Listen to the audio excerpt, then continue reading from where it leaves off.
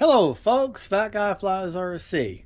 Let's talk about a few things about when you're, in Texas, New Mexico, Florida, anywhere in the hot sun flying, and you're flying during the summertime and where you've got temperatures of 90 plus degrees. Let's talk about a few things you need as an RC pilot and you need to be aware of, okay? Right now we're just waiting for that sun to go down just a little bit to where it's not quite so bright so that I can do another nice flight on the Avios King Twin. But for right now, let's talk about a few things. You see what I got right there? I got me a big bottle of water. Our club also has hot and cold running water right here.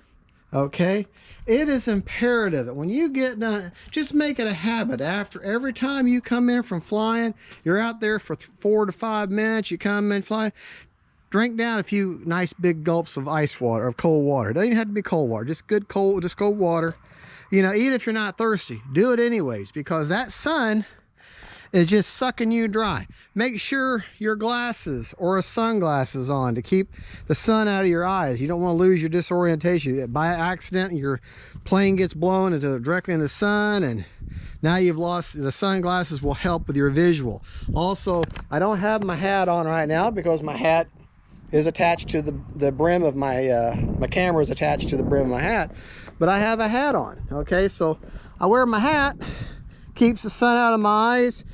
It's a nice winter or summertime hat. It's got a mesh hat, that way the wind goes through and cools my head. I sit down after every flight, I take a few drinks of water, I get out of the sun. If you're at a field and you don't have a way to get out of the sun, get in your car. Open up all the window or on all the doors, get in your car, get out of that sun for a few minutes, drink you some cold water. Okay, some water, rehydrate whether you're thirsty or not, because like I said, that sun will suck you dry. It really will, whether you're thinking or not. And then you get home and you got a pounding headache. You know why? You're dehydrated. You didn't drink. Don't come out here with sodas. If you're in the south or in this heat, don't come out here with sodas. Water's what you need. Okay, sit down between flights. Your ESC needs to cool off anyways. Now, as far as RC stuff, you see where I've got this plane? With that sun, it has spent most of its time in the shade. What does direct sun and heat do to foam? It bubbles it.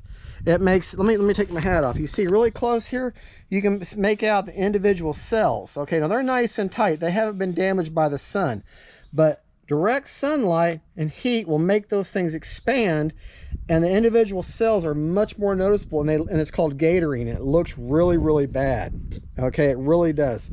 And the other thing too is the sun will suck there's actually moisture in foam. You don't believe there is, but there is a little bit of moisture in this. Okay, the little bit of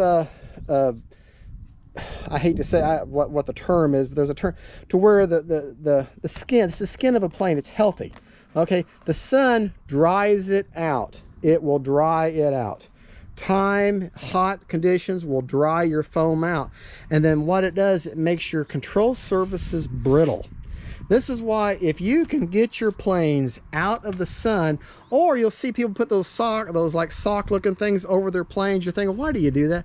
It keeps the sunlight off of the cells, of the little cells of the foam. Okay, cuts down on the drying out of the foam. It's just a way to protect your investment. I mean, these planes, they don't give them away. They're not cheap.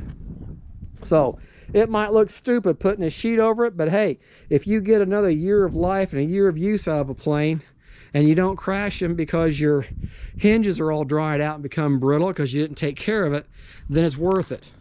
Well, anyways, that's just my little rant on a little bit of survival at a hot club, and